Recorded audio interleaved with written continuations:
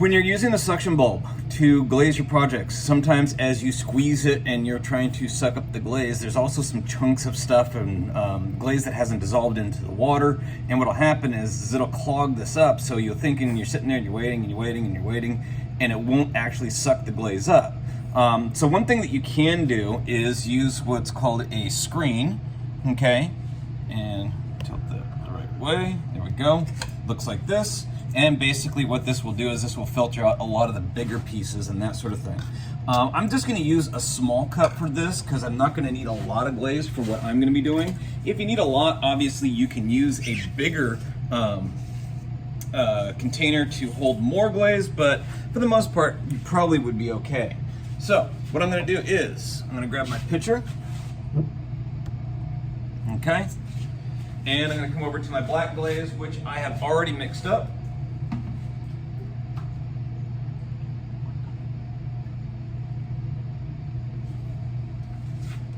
Grab a sponge here so I can clean the bottom of this off so I don't drip glaze all over the place. Okay. And then what I'm going to do is take my screen here. Okay, and watch how I do this. So now I'm going to take that, put the screen over where my cup is, and then I'm going to pour the glaze into the cup, but pour it through that screen. Okay, be careful you don't fill it too far. All right, now I don't know if you can see, but there's all kinds of big chunks of stuff that I don't want in there. Most of this is stuff that you could actually, if you wanted to, you could kind of press it through.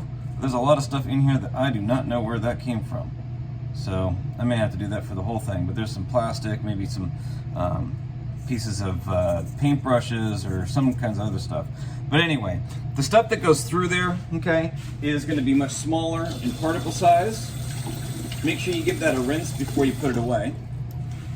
Okay, and now I've got a full cup, very full cup, of glaze that now, as I squeeze this and I suck this up, I shouldn't have to worry about any large chunks, and you can see that sucking up really quickly. Boom. This is completely full and loaded, and I can continue on putting the glaze where I want it to on my box, on my project, whatever it happens to be.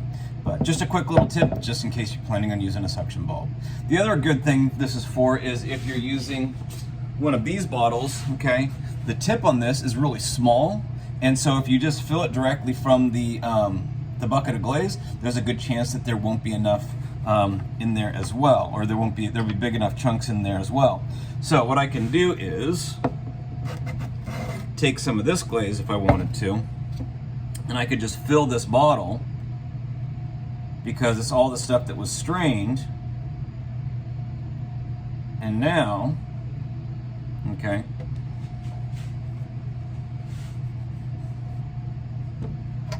I could also use this bottle the same exact way that I did the suction bulb. I can now go ahead and take this and squirt the glaze wherever it is that I want.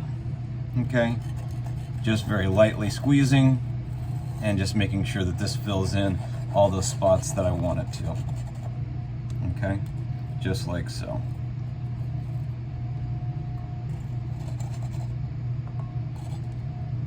And those are just a couple of tricks for glazing stuff. Hopefully you'll be able to use them, and I'll show you a couple more tricks in the near future. All right?